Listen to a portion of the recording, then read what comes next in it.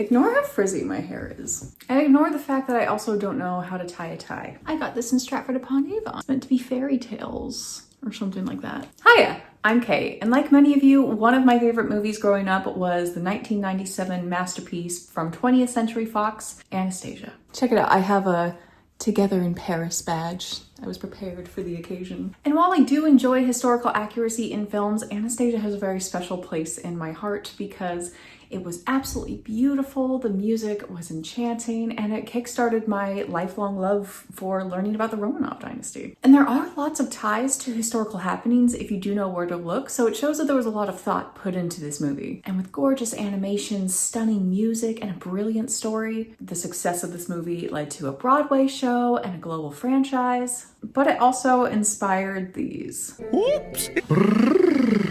All power to the people! Wow! Oh! For every successful animated movie from the 90s, there's bound to be a straight-to-VHS version that was a little less successful. And luckily for us, there's not just one less successful version of Anastasia for us to check out. There are 4, or possibly more, but we're reviewing 4 in this video. And like snowflakes or fingerprints, they're all unique. Specifically, they're unique in how terrible they are. Whether it's weird animation, odd plot points, or a bird with a Bronx accent that just will not shut up. You're kidding, right? That's the Czar? You're pulling my leg. And as it happens, they're all available to watch on YouTube. So we're gonna explore them all today and see where they might pull some inspiration from Don Bluth's Anastasia, as well as some inspiration from history itself. There's a cat in my backyard, hello. So first on our list is Golden Films' 1997 film, Anastasia. It's wonderful, Papa. So we open with music from the Nutcracker, because if there's one thing that we love, it's music that is inherently Russian and copyright free. And Nicholas is giving Anastasia a music box with a tiny village inside. And then they go into the Winter Palace to celebrate her birthday, which it's snowing heavily, but Anastasia's birthday in real life was in June, so... But we have to show the snow because how are the people gonna know that it's Russia? Alexei is eating the cake before he's supposed to, and he murmurs something to his mother. I don't know what it is. I've watched this like 3 times. I still can't make out what he's saying. But then she blows out the candles on her cake and she says, I wish we can always be together and happy. Honey, you've got a big storm coming. But then we get a montage with a generic 90s power ballad. Come with me, and we'll run like the wind. And the family rides in a sleigh together while the peasants are all out dancing in circles outside. Because if there's one group of people that were very happy during Imperial Russia, it was the peasants, of course. And apparently this sleigh ride was like 3 months long because suddenly they're walking around in grass meadows and picking flowers and stuff. Let's all walk into the yellow void together, children. They're all seated together and we get the names of all the sisters in Otma: Olga, Tatiana, Maria, and Anastasia, of course. And this got me excited because in the original Anastasia movie, we really only get a reference to Olga. We do see Tatiana and Maria, but I like that they're being a bit more explicit about all the siblings. So that's a point in their favor. And so all the children are opening their Fabergé eggs, although shut up. Although I did geek out a little bit because the pink egg that they have there was definitely inspired by the 1898 Lilies of the Valley egg. So again, little historical note. But yes, so they open the eggs and as every Fabergé egg has a surprise, they get talking birds. Real life talking birds that somehow managed to survive being wrapped in packages without air or food. Including this bird who is apparently from the East Coast and he is my nemesis. I'm funny? Oh, well, that's great. All of a sudden, I'm Mr. Funny Bone here, the king of comedy. Oh, that's great. I hate this bird. I would declare war against this creature. Boy, did I blow it. Oh, good move, Cyril. Open mouth, insert foot right in there. If I left this mortal life and stepped past the pearly gates of heaven and I saw that bird greeting me in the afterlife, I would do a U-turn and walk directly into hell. That's how much I hate this bird. And then we... I'm sorry, that is so scary. It's like being ganged up on by sleep paralysis demons. Anywho, so we skip forward a bit and we see that the girls have grown up somewhat, which is interesting because they're showing a more grown-up Anastasia living through the tumultuous times in Russia. In the original Anastasia, she's only about 8 years old or so when the Russian Revolution takes place. But in real life, Anastasia was 15 when her father abdicated and she was 17 at the time of her death. And Anastasia's trying to get Alexei to come outside, but Alexei can't because it's too dangerous, which is interesting to see the film address this even if it's in a somewhat indirect way that Alexei has hemophilia. During the time in which Alexei was born, the average life expectancy for someone with hemophilia was only 14 years old, and he inherited this disease from his mother's side of the family as a descendant of Queen Victoria. From Alexei's birth, the first sign that he had hemophilia was that he bled profusely after his umbilical cord was cut. And throughout his whole childhood, Alexei's disease was kept a secret from the public. This was so that nobody would have any reason to doubt the health of the future heir to the Imperial Russian throne. But this also meant that Alexei had to be watched like a hawk because something as small to us as a bruise or a paper cut could be life-threatening to him. But hemophilia aside, Anastasia takes Alexei on a sleigh ride. And they pass all of these dancing peasants, and Anastasia's like, I wonder how they play so joyously when they don't have food or coats or decent shoes.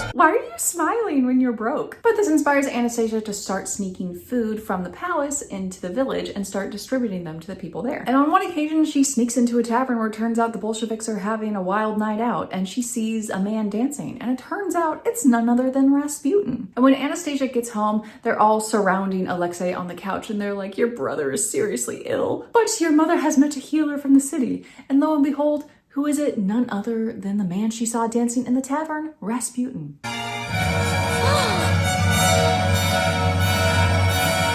And because we need music that is stereotypically Russian but also copyright free, we have none other than Swan Lake. And it's being played so loudly. That's the thing about a lot of these movies, they play the music so loudly that you can hardly hear the dialogue. But of course. We'd be so grateful. But we immediately get bad vibes from Rasputin. What lovely children you have. So Rasputin places his hand on Alexei's head in order to heal him, but then all of a sudden there's smoke and lightning coming from him. Like he's some sort of Toyota Corolla that's been crashed on the side of the highway and about to explode. But afterwards, Alexei just sits there, sizzling, and we cut away like nothing happened. Nicholas is angry with Anastasia for going into the village by herself to sneak food to the peasants because it's not safe for her to be on her own. But then the birds are like, she's not alone, she has us, which I'm sure brings a lot of comfort to Nicholas. Son Nicholas, we know that both your grandpa and your uncle were blown up in carriages and that anti-royal sentiment is on the high and that this is a very politically unstable time period, but your daughter is going out into the village with 3 hummingbirds that say that they're chickens or something, but yeah, you can sleep comfortably at night. Nicholas gives Anastasia medals for bravery that she wears over her heart. For bravery, for courage beyond that of most normal chickens, I accept this medal.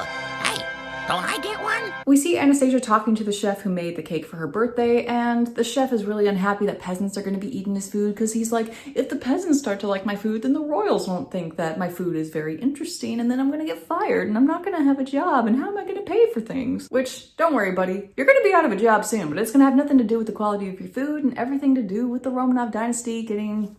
Then the chef chases the annoying bird around the kitchen and threatens to cook him, and I just wish that he would. Which I forgot to mention earlier, guess who voiced this bird? And guess who was also a writer in the Golden Films Anastasia? Charles Martinet, as in the voice of Mario and Luigi. That Charles Martinet. And then Anastasia's walking down the hall and she overhears Rasputin talking to some officers to bribe them for military secrets. Which bold move to betray the Tsar in his own palace. Bold move to steal intelligence in a room where the door is open. He then shoots laser beams out of his eyes to try and get this guy to give him more money. That'll do nicely. I don't remember that part in Just Dance 2. But rather than tell her dad about this, we see Anastasia visiting Tatiana in a soldier's hospital. And this is actually where we can dig into some more historical references. Anastasia was too young to be a nurse, but she and Maria would often go to the hospitals to visit soldiers. Olga, Tatiana, and their mother Alexandra did volunteer as nurses during the war effort. And Tatiana actually led a war committee during this time called the Tatiana Committee, or the very long title, which is the Committee of Her Imperial Highness the Grand Duchess Tatiana Nikolaevna for the Temporary Relief of Victims of War. This committee provided food, clothing, and housing for those who had been displaced by war. In fact, it was still in use after the fall of the Romanov dynasty in 1917. They just changed the name instead from the Tatiana Committee to the All-Russian Committee to Assist Victims of War. Anastasia is getting water, but then she accidentally pours it all over this guy's leg and she goes to wipe it up with her skirt. So he introduces himself as Alexander Tchaikovsky, which is the most I need a Russian sounding name ever. Alexander. Alexander Tchaikovsky. And then she lies and introduces herself as Anna. Anastasia and Tatiana are on their way home, taking themselves home. No guards, no escorts, no nothing. They overhear a political protest where they're like, people are being shot in the streets. This is a children's movie, isn't it? The people are being repressed. Peasants are being shot in the streets. The Tsar must be destroyed. But next thing we know, she's going to see Alexander again. She brings him a giant bouquet of flowers. And he's like, wow, where did you get these? It's winter. And she's like, my parents have a greenhouse. And he's like, wow, your parents must do well for themselves. And she's like, you could say that. Then Rasputin and his dog are totally plastered, and Rasputin's given a fat stack of American bills, all because he handed over military intelligence to the Bolsheviks. And then we're back at the hospital and things are going crazy. Anastasia climbs in through a back window, and again, we get more dramatic Swan Lake tunes. And Alexander is there and he's like, the Bolsheviks are taking over. But he looks very nonplussed about any of this. Honestly, he looks kind of happy. The Bolsheviks are clearing us out. My home was destroyed and my family was gone. Although I do have an uncle somewhere in Romania. Perhaps I'll visit him, but maybe not. He's then about to get arrested, and Tatiana calls out to Anastasia because they're being taken away by guards. And he just... the line delivery in this kills me. I will find you, Anastasia. I promise. I will find you, Anastasia. I promise. Suddenly, Alexander doesn't need crutches, or a wheelchair for that matter. Like, he said he couldn't feel anything in his leg, but now suddenly he's fine. I don't get it. And he's in camp thinking about Anastasia, and then he opens up a present from her, and lo and behold, it's a Fabergé egg with one of the little birds, and he goes, oh, she's a princess. I thought the whole point of him learning her name in the hospital was that he learned that she was a princess? I don't get it. But yeah, so now he has one of the chickens, or hummingbirds. What are these birds? And then there's a mob protesting outside of the palace, and it turns out Rasputin is the one that's been leading the revolt, and he drops kind of a banger line, honestly. I cured your son, but I cannot cure the sickness that festers in this country. The family are then shipped off, and all of a sudden when Alexander's out with his other soldiers, some guy on horseback is just like, hey, you don't have to work anymore because there is no Tsar, so there is no Tsar's army, so... And Alexander finds out that they've been moved to Ekaterinburg, and so he's like, I've got to find her, she's gonna be in danger. And so he goes out to Ekaterinburg, to the House of Special Purpose. They're standing in front of these giant glass windows where anybody could see them. Not accurate. Not accurate, my friend. While the Romanov family had been moved in various places during their captivity, in Ekaterinburg, specifically at the House of Special Purpose, the windows would have been painted white so people couldn't see inside, and they weren't even allowed to open them even on stifling summer days. So Alexander does the whole knocks out a soldier and steals the uniform, and he goes and he's suddenly eating lunch with the other people there. They have no questions. There's this man they've never seen before, but they're like, cool, all right. But then he's sad because he's so close to Anastasia and he can't see her. And he's like, if I go to see her, then I'll get arrested for sure. Meanwhile, she's also like, I just want to see him. And the birds are like, look out the window. He's quite literally right there. We get another musical montage, which sounds like it's being sung by a 35-year-old woman instead of a 17-year-old. And she imagines that she and Alexander are in the greenhouse and dancing together and sitting in a sleigh. And he's singing too, but I have no idea what the lyrics are because the background instrumentals are way too loud. But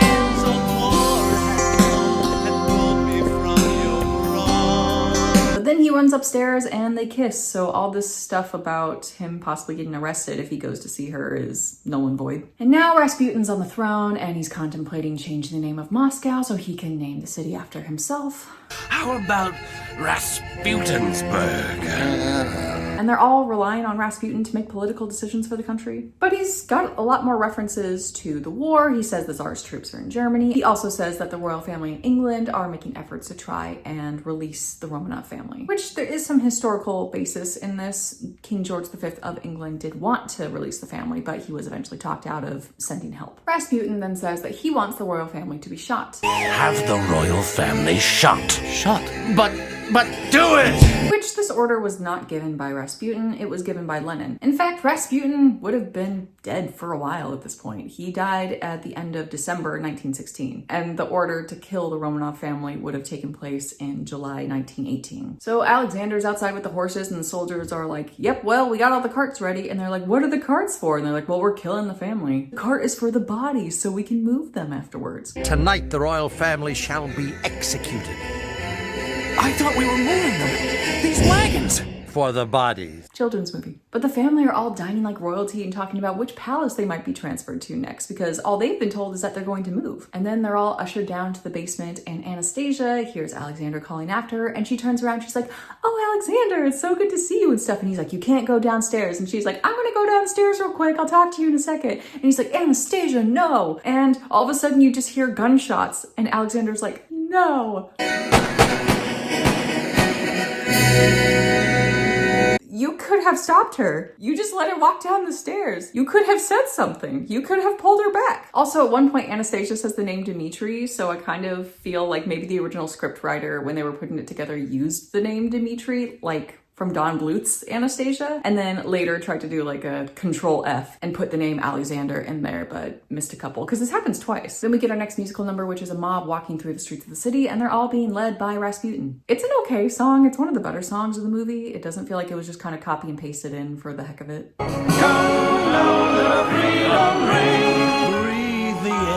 Freedom's power. They walk through a wheat field with their flags, and he's like, "The peasant is now the king." But then an aside to the audience, now Rasputin is the king. Now Rasputin is the king. They just got rid of a monarch. They're not getting, and they're not here for another one. That defeats the whole purpose. Like, it's not the point. Meanwhile, the soldiers are wrapping up the bodies and putting them in the wagon, and they're like, "Oh no, the wagon's gonna be too heavy." So Alexander's carrying Anastasia's presumably corpse and is like, "Oh, I'll take this one. It's fine. You guys go ahead." And then he lays her down, and him and all the chickens are like, "No, she's dead. She doesn't have a heartbeat. What are we gonna do?" But she's puffing out very visible breaths despite this. And it turns out that the little medal that she got from her dad caught the bullet that would have gone directly through her heart, which this is likely an homage to the idea that the Romanov family were somewhat protected from the bullets at first because they had sewn their jewels into their clothing. However, it's not quite as miraculous as you would think it is, because according to Dr. Helen Rappaport, the impact from the bullets actually would have embedded the jewels into the skin of the people at first. So not only did it prolong their death, it was quite painful for them. So Alexander takes Anastasia away in a cart, and her Fabergé eggs fall out, and it turns out she has amnesia.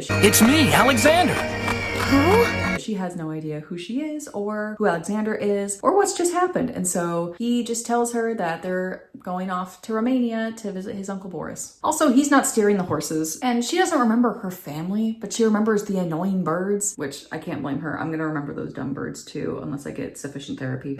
She can never forget this face. We have the knockoff Vlad stand-in, who I found out is actually the same voice actor that they used for Rasputin, so the man has range. And he's meant to be comedic relief because he's dumb and lovable. He can't find his shoes, even though they're on his feet. He adds the word ski to everything. Oops, here they are. Right on my feet skis. Oh boy, we got a real genius here. And when Alexander tries to tell Boris that Anastasia can't remember anything, he just goes, "Who could forget all that lovely food? Who could forget your family? Your family that was brutally murdered?" And then Boris says, "Dmitri, are you feeling better?" So we have our second Dmitri Alexander slip. Alexander proposes to Anastasia, and she says yes. And then Boris is getting all of the animals ready for the wedding. And at this point, when I was watching the movie with my flatmate kind of turned to me and said, "Does Uncle Boris have dementia?" And once again, the music is being so loud that I can barely make out any of the audio. Anastasia's being walked down the aisle by the birds, and no one can seem to remember how a wedding is supposed to work. It's awkward. Do say I do. Take this woman. Anna. And then my roommate developed the theory that not only does Uncle Boris have dementia, but that the entire village might be a dementia care facility. Honestly, that makes more sense than most of anything that happened in this plot. She drops the flowers, and then next thing we know, they have a son named Nicholas. And Alexander presumably has some job as like a mailman or something. And then we just cut to Alexander and Boris, and Alexander's like, "I just don't know how to tell her about her family." She's starting to want to know about her family. You ought to tell her. How can the real Anna love you unless she knows who the real Anna is, eh? I'm sure she'll want to know. It's been years. It's been years. You haven't told her anything? And you have a child together? Oh my gosh. Alexander's like, "I know what I'm gonna do." And he takes her on a trip to surprise her. And where does he take her? He takes her to Ekaterinburg, to the house where her family was murdered. And then while her son Nicholas is wandering around, he finds the Fabergé eggs, and she's like, I remember everything. But she's not even remotely upset. She just is happy. She's not even upset that her husband was like, what if I take you back to the scene of the crime of one of the worst things that ever happened to you? She doesn't have any questions. Anyway, that's the end of Golden Films Anastasia. Up next, we have the movie also from 1997, Anastasia from Burbank Studios.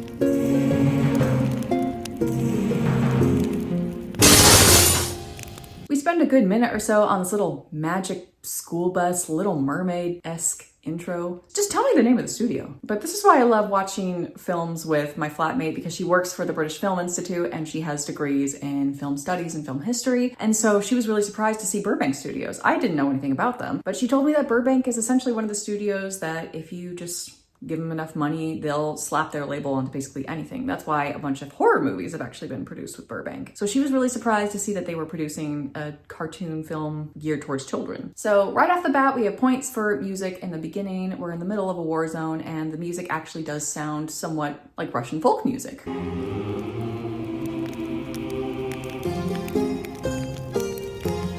And there's zero fluff right off the bat. We're immediately talking about the death of the royal family. The execution of the Russian Emperor Nicholas Romanov and his entire family took place in the city of Ekaterinburg in 1918. And I noticed immediately that the narrator has a French accent, so I thought, are they doing an homage to Pierre Gilliard, the French tutor of the Romanov children? So we see a Bolshevik leader who I thought was Lenin at first. Apparently it's not Lenin. I'm gonna call him Lenin for the purposes of this video. And he is on a mission to kill all the remaining courtiers and supporters of the Romanov family. And interesting too, all of the characters in this movie are attempting Russian accents aside from the narrator. Long live the revolution!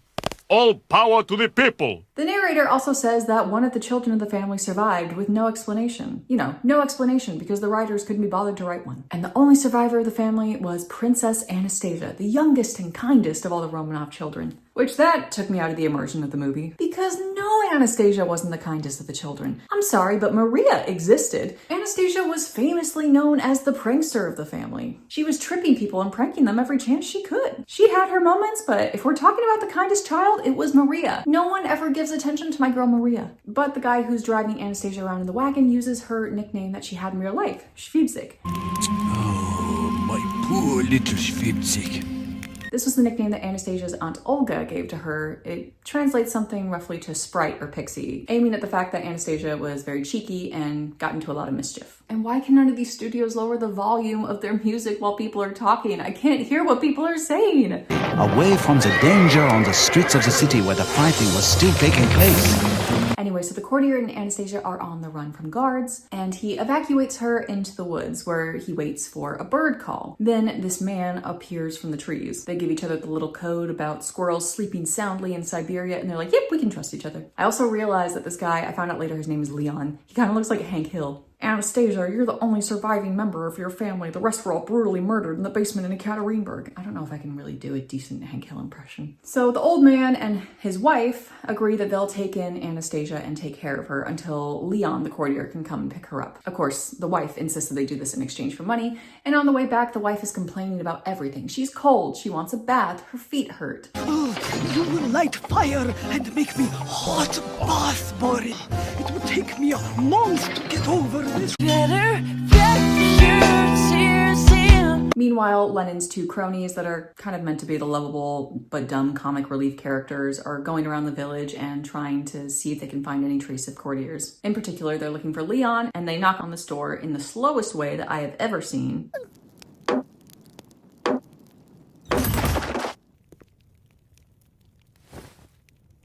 But back to Anastasia. Look, she was secretly holding a Fabergé egg the whole time. Because of course she was. What else were the Romanovs known for than Fabergé eggs? The wife comes in and she's like, don't be lazy, it's time for you to work. And she casually gaslights her into thinking that she had a head injury from falling out of a tree. And she gives her clothes that suddenly change colors on the bed. But she's like, yep, you're our daughter and you do this work all the time. And Anastasia's like, that seems fake, but okay, I guess I'll go feed the pigs. She not know she princess. That bump on the head took away her memory. We then cut to this boy and his dad kind of out in the wilderness somewhere, and it turns out that they're related to Leon, the guy who rescued Anastasia. We find out the boy's name is Alexander, because of course it is. And his dad is like, your Uncle Leon's been killed by the Bolsheviks, and we get another fantastic line delivery. Uncle Leon? No. No! No, no. Anyway, Anastasia continues to be gaslit into doing farm work, and then she's like, how can I just be a simple peasant girl if I have this really pretty Fabergé egg? We also keep getting this little mouse in the corner that's like eavesdropping on stuff, and I expected the mouse to do something, maybe even talk. I don't know, but they kept bringing up the mouse to no end. The mouse ends up doing nothing, but then she has a flashback in a dream where there's champagne and the Tsar is toasting with his family. They're all surrounded at the table. But then their faces just all turn white, and it's legitimately so creepy. The old man named Boris kind of steps into the room and is just like, I'm sorry that my wife is mean to you and that you have no friends. That must suck. And then 3 months pass, Anastasia is out harvesting acorns, her belt turns translucent, and she sees soldiers marching by and she suddenly ducks and she notices a little wolf cub. At first we think, well, it's a wolf, it's obviously gonna attack her, but then she's like, you're my friend now and I'll call you Nikki. But then they're playing Katyusha, it's a Russian folk song, so it's nice to see something other than stereotypical Tchaikovsky.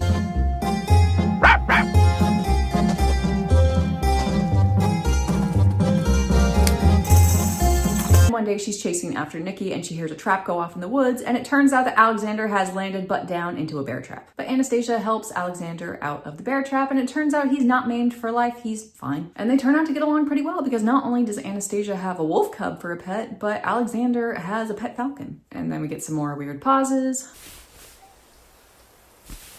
Most pleased to meet you, Anna. And grateful. And he invites Anastasia to go have tea. But when Anastasia brings this up to the farmer and his wife, the wife is like, absolutely not. You can't go because we had a daughter once and she ran off to the circus and got married to a clown and it was so embarrassing and you can't shame our family like that. I have a sister? And you never told me? Oh, we were too ashamed. Oh, the clown. Oh. Anastasia goes to her room and she's like, something's not right. I apparently have a sister who I have no memory of. I have a mom who I hate. And then my dad calls me princess. I also have this fancy egg. So this doesn't make sense, which I'm really surprised at this point that the wife didn't pinch the egg off of Anastasia and sell it. Because I can't imagine that the mom wouldn't have snooped through her stuff, you know? But she's like, maybe Alexander can help me. Then Alexander's like, this girl's weird. She kind of seems like a princess. And his dad is just like, you shouldn't invite random people over because they could be Bolsheviks. And we see that they have a little Fabergé egg on a chain. And so Lennon's talking to the little comic relief Bolshevik guards and he's like, you got them all, right? And they're like, yep, and we discovered that there's a royalist safe house in Minsk that will go up and investigate. Then while Anastasia's casually hallucinating while looking at the egg, she overhears the wife talking to Alexander outside of the house and she's like, we don't have a daughter, you're crazy, why would you think that? Oh, my poor husband and I are childless. And so Alexander and his dad are about to leave, but then a boot flies out the window and it's Anastasia waving them down and she's like, you guys gotta get me out of here because this lady is crazy. So they drive off with her into their cottage and they're like, well, why was the lady lying? But then she suddenly sees the Fabergé egg around Alexander's dad's belt and she's like, I have one of those. And then he's like, oh, child, you couldn't possibly have one of these. They were only given to the inner circle of the Romanov family and the Romanov family themselves. But then she pulls out her own egg and it happens there's also a very conveniently placed photo of the Romanov family that they look and they're like, oh yeah, that's you. And then she's like, I remember who I am. I'm the Princess Anastasia. But then she has an appropriate reaction unlike the other Anastasia when she remembers stuff. And she's like, oh no, the basement. My family died. And she faints. Then she's talking to them about how she ended up where she is, how Leon brought her over. And she talks about the family that she was with. The man, Boris, he is honest and kind. But the woman... You mean Boris, the farmer guy who casually let you get gaslit, gatekeep, girl bossed by his horrible wife? No, that man is not honest and kind. If you were honest and kind, he would have stopped you being emotionally manipulated. But the dad decides to stay at the house and Alexander and Anastasia take a cart and they decide to flee. Meanwhile, after discovering that Anastasia's run away, the wife is like, you know what? I don't care about loyalty. I'm gonna go to Lennon's office and tell them that I know where Princess Anastasia is. So she goes to the office and she's like, I know where Anastasia is. And Lennon's like, let me guess, she's happily living in Paris with her grandma? Alive and well and living in Paris, I assume. Nice little callback to the plot of the actual movie. And the mom's like, no, she's on my farm. And the guy's like, I don't have time for this nonsense. Guards arrest her. So she gets arrested. Then we go back to Boris on the farm and he wakes up and there's a note on the pillow next to him. And it's just the wife reading him for filth. Boris, I have never liked you and I never will. I have left you to join Bolsheviks. Good Bye! And Boris could not be happier about this. He's like, this is the best day of my life. And he does a little dance. They look at his feet for way too long. And then he's like, I'm gonna go hang out with my cousins in Vienna. I'm about to go and live my best life. Alexander and Anastasia are heading to Minsk, but then their cart crashes. Although, notably, they use a troika on the cart, which is a sort of traditional arched sort of harness. Nice little hint at Russian authenticity there. But then the two Bolshevik guys go by and they see that Anastasia and Alexander's cart has broken down and they're like, oh, peasants will come and help you. And they're like, the new Russia's gonna be great. Everybody's gonna be given money and a cart and a horse. It's all gonna be wonderful in the new Russia. And free money every year. But then Anastasia drops her Fabergé egg. Not a goose egg, not a chicken egg, not a duck egg. Do you know what kind of egg this is, Nikita?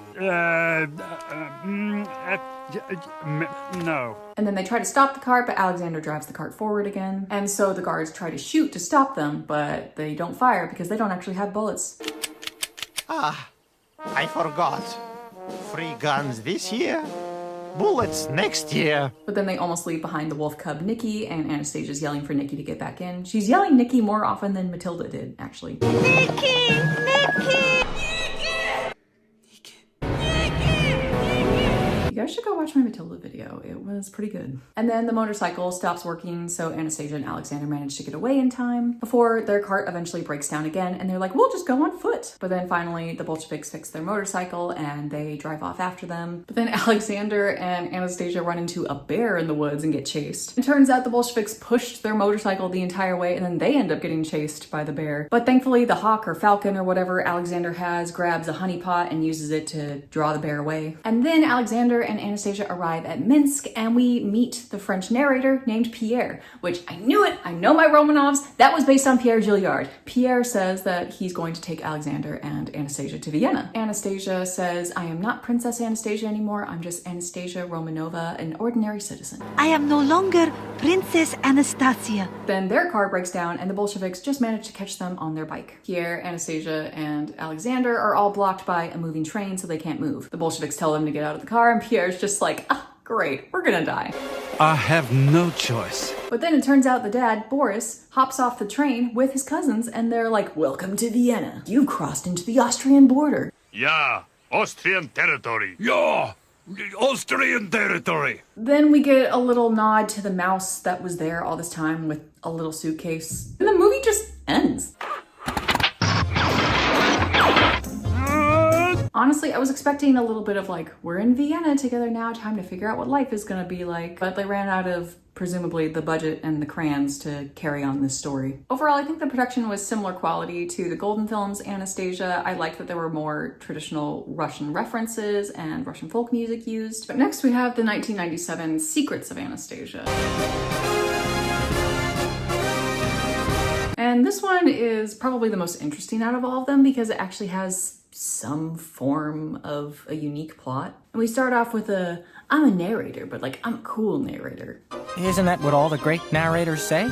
This is a place called Russia. It's big and it's cold. He also has like some kind of confidence issue because he's like, do you guys get it? Are we all on the same page? And then he introduces us to the royal family. And that is not Tsar Nicholas II. That's Doug Dimmadome, owner of the Dimsdale Dimmadome. Because like, I thought that the last Nicholas II didn't look that much like him, but they didn't even try with this one. They then talk about how the royal couple had 3 children. No, they did not. They had 5, but okay. It's easier and cheaper to animate only 3 children. Handsome, daring, and brave Prince Alexei. Is hemophilia a joke to you? Because if Alexandra actually saw Alexei attempt to do a cartwheel in real life, I think she'd have a stroke. Then they introduced Princess Titania. Pain in the royal neck, but basically all right. Which I think they meant Tatiana, but the letters are close enough, I guess. Princess Anastasia. Sweet kid, huh? You guys need to stop with the Anastasia was the sweet one propaganda. Don't be a coward. Give me the prankster Anastasia. Give me the Anastasia who was mean to people. They then talk about the imperial castle of Moscow. This is just painful at this point. It feels like they're taking key words that sound right and kind of slapping it into a sentence and saying that it works, but no. But that was before. Before the time of marching boots. And then we see shadows of the scene before us because it's cheaper to animate shadows than the actual people. Another little tidbit I learned from my film history flatmate. So we see through the shadows that Tsar Nicholas casually abandons Anastasia in the corner during the revolution. Papa, don't leave me behind. It's too late. And he's like, it's too late. Which clearly it's not too late to save your child if you're within earshot. And we have a time skip and Bolshevik soldiers are waiting outside of the palace and wondering if Anastasia is inside. But given that the windows are open and she's singing for everyone to hear, it's a pretty good chance that she's inside. There's a season we'll soon behold. And we're getting some original music and it's actually not terrible. I've known you a life and a day, but we've just begun. But there's like other figures standing next to Anastasia and then, wait, the instruments are alive now? So we're not only ripping off Anastasia, but we're also ripping off Beauty and the Beast? So yeah, she has this tuba, harp, cello, and accordion that are her friends now, that are cognizant and living. So as she's talking to these instruments, she's like, I've been sad lately. I'm feeling sad a lot lately. I don't know why. Honey, your entire family was murdered and you're living in hiding. I have a pretty good idea as to why you might be sad. Also, she's been in this palace, this abandoned palace, for like 10 years. Where is she getting her food from? How is she surviving in this place? And the harp is telling her, like, someday you might have to live without us and just go and make a life of your own. And she's like, I don't want to do that. You guys are my only friends. I love you all so much. I don't know what I'd do without you. And I don't know who I am. My memory is so confused. So the amnesia plot hits every version of Anastasia that we come across. Anyway, so the secret police are knocking down the door and the instruments are like, it's okay, we'll find a way out. And they realize that they can apparently slide down a giant curtain out the window and end up in a completely different village, even though this castle was nowhere near any village plot convenience. I got snow in my strings, like the insidious frost that invades all our lives. And Anastasia's like, I don't know what the secret police would want with me. All I have are these instruments. Which, ma'am, royalty aside, even if you weren't secretly a Russian princess in hiding, you have a talking cello. That alone is enough to make me want to call the police. They end up on a train somewhere. Is incognito the new word for traveling illegally without a ticket? She's just sitting mourning the life that she had before. She's scared of what the future holds, and then all of a sudden there's this bouncing trunk or suitcase that's like, no, don't cry, everything's fine. Oh! Probably should wait until I'm outside the trunk to stand and salute. But then out of the suitcase pops this tall and handsome soldier named General Vladimir Ikonovich, which, thank goodness, it's not somebody named Alexander this time. He's from the Tsar's imperial forces, which of course do not exist anymore because there hasn't been a Tsar for a while. And then he suddenly looks at Anastasia and he's like, have we met before? Because he's familiar with the Russian court. So he might have known Anastasia as a child. Miss... Anastasia. What? Oh, you're good. You're good. Well, there is a princess that looks just like you, and her grandmother is currently holding a reward for 10 million pounds sterling in Copenhagen for somebody who can bring the princess back to her. If they're in Copenhagen, why is it 10 million pounds sterling? I do like the mention of Copenhagen though, because Denmark is actually where the Dowager Empress Maria Fyodorovna went after the revolution. Apparently so many different girls have tried to be Anastasia, but they have all failed. And he's like, tell you what, I know exactly what we need to do to train you up to be the perfect Anastasia. I'll teach you how to dress, I'll teach you how to behave. He's essentially being Dmitri and Vlad from the original Anastasia movie, just pushed in together for one for budget convenience. The cello also says, He is shifty, he is rude. Shh. I like that in a man. No, we don't. We don't like that. Put that away. Vlad agrees that he's going to take Anastasia to Denmark and train her up and then show her off to the grandmother, and then they'll split the 10 million pound reward. Here's the deal, princess. I take you to Copenhagen, put you up in a nice hotel, pay for your meals, clothes, everything, and train you in the ways of royalty. How is he going to pay for all of this? He's traveling on a train in a suitcase. You're telling me he has the budget for this? We never even get closure on why he was in this suitcase to begin with. Who put him in in the suitcase. He was locked in there. But then the ticket officer is coming and Vlad's like, well, we have to make a jump for it. And she's like, I'm not leaving without my instruments. And then we just cut to them walking away from the train carrying the instruments. I guess the animators couldn't be bothered to animate them jumping out of the train, but they somehow managed to travel to Copenhagen, and he says that the first thing he has to do before he actually meets the Dowager Empress is to impress all the former Russian nobles. And he asks why she has these instruments, and she was like, they were a gift from my family. He's like, why couldn't your family give you something valuable like Fabergé eggs? I'm so tired of the Fabergé egg references. Although, kudos to the story for not using them as a plot point. I am the princess. You're starting to bring it all back for me. Careful, young man, or I'll have you fired. And in the hotel, the instruments are all ordering food service. So the instruments are eating real food. Do the instruments have digestive tracts? Or do they just eat stuff and then just cough it all up like a titan? They're even ordering vodka. And then we get a montage of them just severely abusing the room service industry. I have so many questions, and I don't know how to make peace with the fact that I'm never gonna get answers. But obviously, she can't say that the instruments have been the one eating all this food, and so Vlad's just like, dang, you're hungry, aren't you? And she's like, yeah, sure am. You eat more than the Russian army. Anyway, let's learn how to be a princess. We get some original music. The song is good, it's not great. It's got nothing on Barbie, the Princess and the Pauper. Posture straight, gut in a bit, chest out a bit, now grin a bit. And as this plot develops, Anastasia learns how to be more royal, but we also learn that she and Vlad are starting to like each other a little bit more, but they're trying not to let it interfere. 'Cause I like her more and more. She arrives at this grand party. She's wearing a purple version of the pink dress that Cinderella wears. Vlad is just about to kiss her, but then at the last moment he doesn't. Welcome to Copenhagen, the Princess Anastasia Nikolaevna. She gets dissed by this one duke who says that she's a sham. Try to curry favor with me, imposter.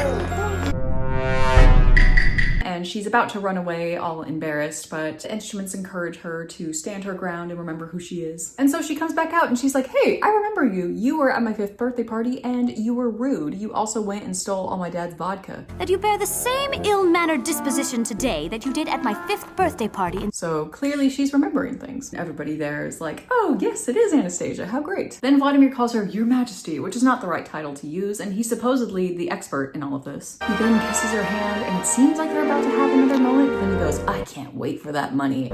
I can almost smell that money now. And so she's disappointed. Then the cello decides to do some not so subtle foreshadowing by saying, catastrophe should be arriving at any moment. The harp is like, oh, if only there were a prince. And lo and behold, who enters the ballroom but Prince Paul. Because if there's a name that's gonna make you swoon, it's Paul. Where is my royal assistant Goofinov? Is Goofinov goofing off again? Oh, brother, this guy stinks! And they call him Prince Paul, friend of the birds. Who's he? Prince Paul, friend to the birds. The birds really do work for the bourgeoisie. All of the birds died in 1986 due to Reagan killing them and replacing them with spies that are now watching us. The birds work for the bourgeoisie. And Paul's like, Anastasia, I remember you. You're even more beautiful than I remembered. And the instruments are like, ooh, he seems nice, but he's a little too perfect. So we know right off the bat that we shouldn't trust him. But if I'm a kid watching this movie, I probably don't think twice about it. Vlad is stuck there being the third wheel, and he's like, well, what about the money? And Paul's like, oh yes, I shall introduce you to the grandmother and stuff. Everything will be fine. But now Anastasia and I are gonna dance.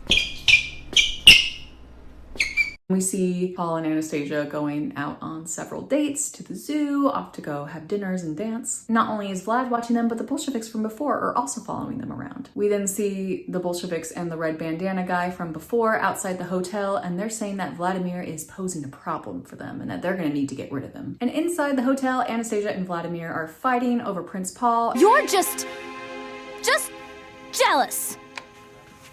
Jealous? Me? Of him? Ha! He naturally storms out of the room and she's upset, but then she's like, the only person in this world I trust is Prince Paul because he's good to me. Meanwhile, Vlad goes outside, the Bolsheviks corner him and he gets beaten up.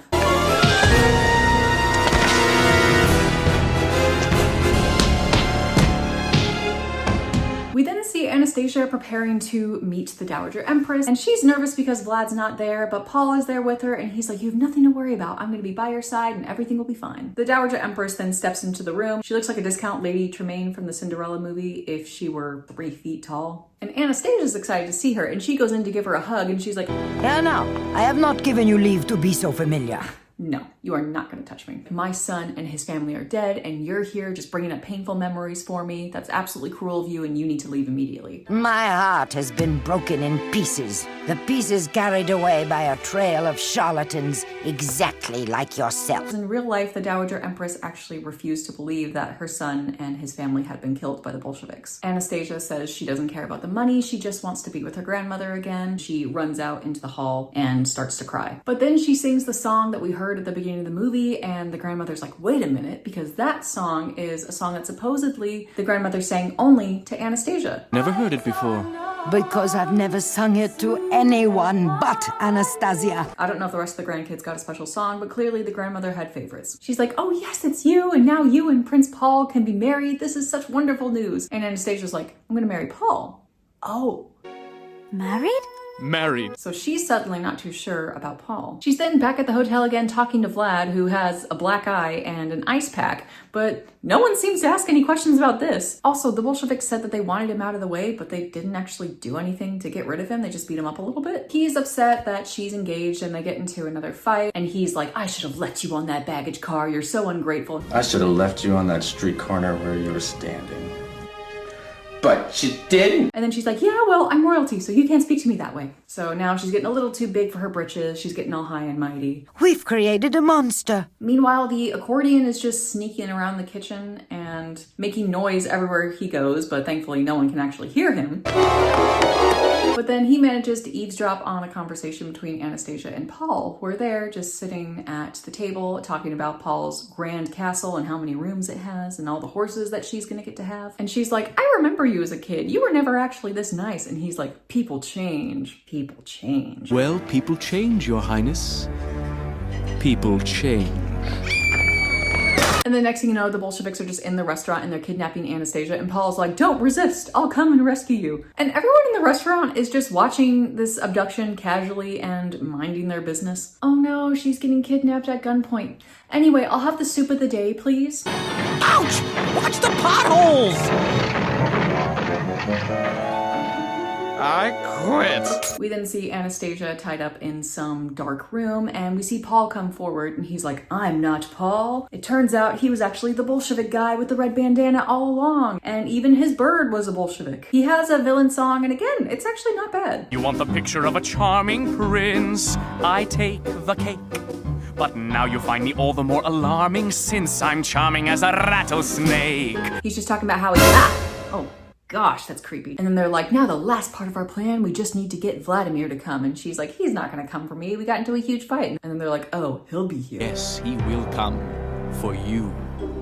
Can I use the heat on the chief? Can I? We then see Vladimir on the phone with the police being informed that Anastasia has been kidnapped. And he's like, why can't you guys do anything about this? You're the police. But then the harp pops up and he's like, wait, hang on, let me hang up on the police real quick and deal with this harp. It's the shock of losing £2 million. I'm hallucinating. Maybe I'll take a nice lie down. I must have been hit harder on the head last night than I thought. Forget the kidnapping, forget the talking instruments. Then all of a sudden the accordion shows up and he's just like, Prince Paul is actually a Bolshevik and he's kidnapped Anastasia. So Vladimir's like, we all have to go. We have to go right now. And then the instruments are like, are you sure that you actually don't care about her? And he's like, I'm in this for the money. Definitely just the money. I thought you said you only cared about the money. Well, who said I didn't?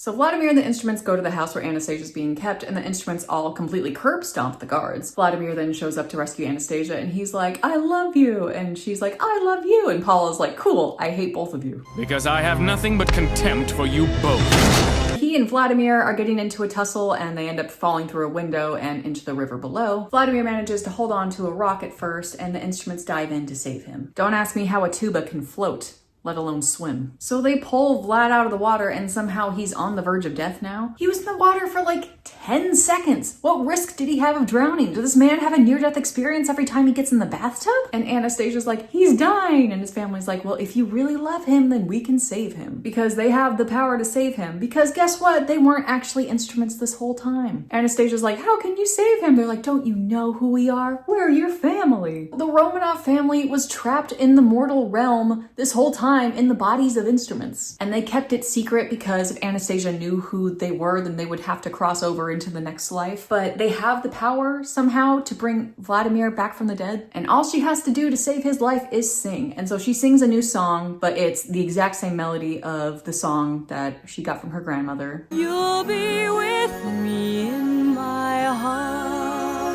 And next thing we know, everyone's glowing gold. It's all very tangled. Vladimir is alive. He sings with her, and the instruments are like, we love you and we'll always be with you. And then they wave goodbye as they disappear. Don't be afraid, my child. We shall always be with you. And Anastasia and Vladimir live happily ever after. We find out that the narrator this whole time was actually Alexei. And how many accordions do you know who can say that? And last but not least, we have Anastasia, the 1998 movie from Dingo Films. Now, Dingo Films was a studio founded in Germany in 1992, and their specialty is mockbusters, with some describing their style as childish. There's a particularly lovely quote that says their style is, quote, as if they had been drawn listlessly with felt tip pens. You might recognize their work from this one Vine,